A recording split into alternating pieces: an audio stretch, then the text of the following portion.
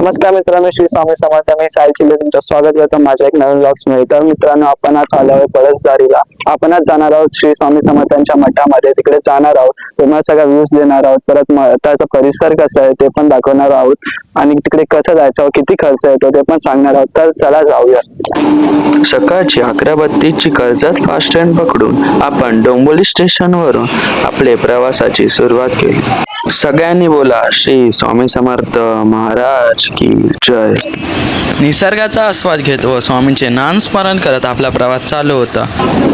12:45 आपण कर्जत स्टेशनला पोहोचलो. कर्जतवरून खोपोलीला जाणारी ट्रेन 1:15 होती. तर आपण स्टेशनच्या बाहेरचा परिसर बघायचं ठरवले. स्टेशनच्या परिसरात आपल्याला एक शंकराचं मंदिर दिसले, श्री कपाळेश्वर मंदिर. तिथे आपण दर्शन घेतले. या तुम्ही पण माझ्याबरोबर दर्शन करा. जय जय हो शंकरा, आदिदेव शंकरा, तेरे जाप के बिना चले ये सांस किस तरह, मेरा कर्म तू ही जाने, क्या बुरा है क्या भला,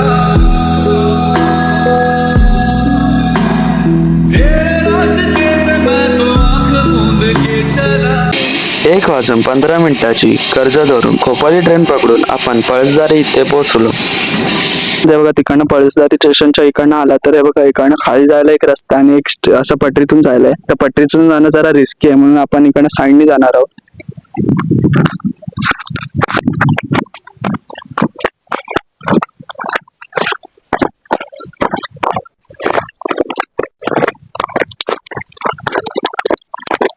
पळसदारी स्टेशनपासून मठापर्यंत जाण्यासाठी 10 मिनिट पायी अंतर आहे.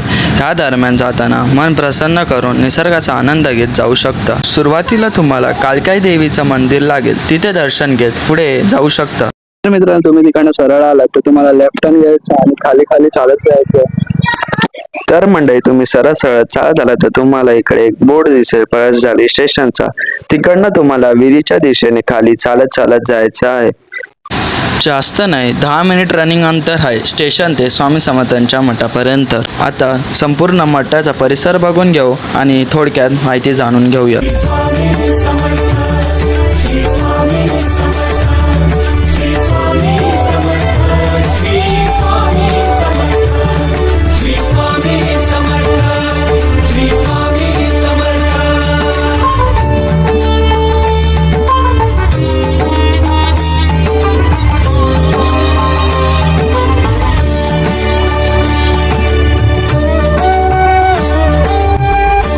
तालुका कर्जत, जिल्हा रायगड, पळसदारी इथे सुप्रसिद्ध श्री स्वामी समर्थ मठ आणि ह्या ठिकाणी पुण्यावरून मुंबईकडे जाताना श्री स्वामी समर्थ महाराजांनी 22 दिवस वास्तव्य केले होते.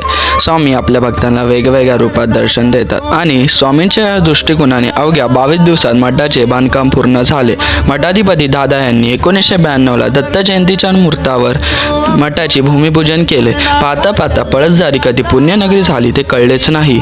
मठामध्ये प्रवेश केल्यावर तुम्हाला स्वामींची उत्सव मूर्ती दिसेल. तिथे प्रथम 3 प्रदक्षिणा घालून श्रींचे दर्शन घेणे. भाविक प्रथम इथे 3 प्रदक्षिणा घालतात, नंतर मठात प्रवेश करतात. मठात तुम्ही प्रवेश केलात तर तिथे तुम्हाला प्रथम दिसेल गुरुकक्ष आणि इथे तुम्हाला दिसेल मठाधिपती दादा यांची पादुका.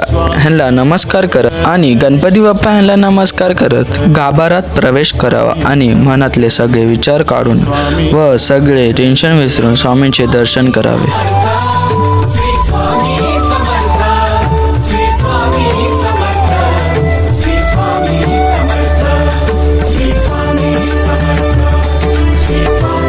पुढे तुम्हाला दिसेल स्वामींची उभी मूर्ती. त्याच्या शेजारी श्री स्वामी समर्थ शेजारघर आहे. मठात आल्यावर तुम्हाला स्वामींचा सहवास जाणवेल.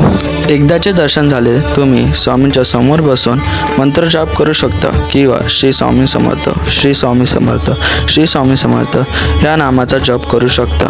त्यासाठी तुम्हाला एक ध्यान मंदिर दिले आहे, तिथे तुम्ही स्वामींच्या नावाचा जप करू शकता.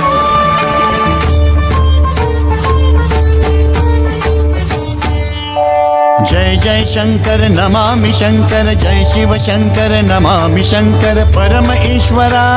जर तुम्हाला अभिषेक, दीपपूजा किंवा श्री दत्त याग करायचा असेल तेही तुम्ही इथे करू शकता आणि जर तुम्हाला अन्नदान सेवा करायची असेल तेही तुम्ही इथे करू शकता. दर गुरुवारी रविवारी तुम्ही महाप्रसादाचा लाभ घेऊ शकता. महाप्रसादाची वेळ तुम्हाला स्क्रीनवर दिसत असेल. का श्री स्वामी समर्थ, श्री स्वामी समर्थ, श्री स्वामी समर्थ, श्री स्वामी समर्थ, श्री स्वामी समर्थ, श्री स्वामी. पिण्यासाठी थंडगार पाणी, हातपाय धुण्यासाठी स्वच्छ पाणी, टॉयलेट, स्वच्छतागृह आहे. मठाच्या बाहेरच्या परिसरात तुम्हाला गावठी भाज्या भेटतील. तर मंडळी, आता आपलं दर्शन झालेलं आहे. खूप असं मस्त प्रसन्न असं दर्शन झालेलं आहे. आजचं वातावरण म्हणजे खूप शांत असं वातावरण आहे. तर तुम्ही येत असाल तर तुम्हाला इकडे यायचं असेल तर मुंबईवरून तुम्हाला पहिला कर्जतला यायला लागेल. नंतर कर्जतवरून तुम्हाला खोपोली ट्रेन पकडून पळसदारीला उतरावं लागेल.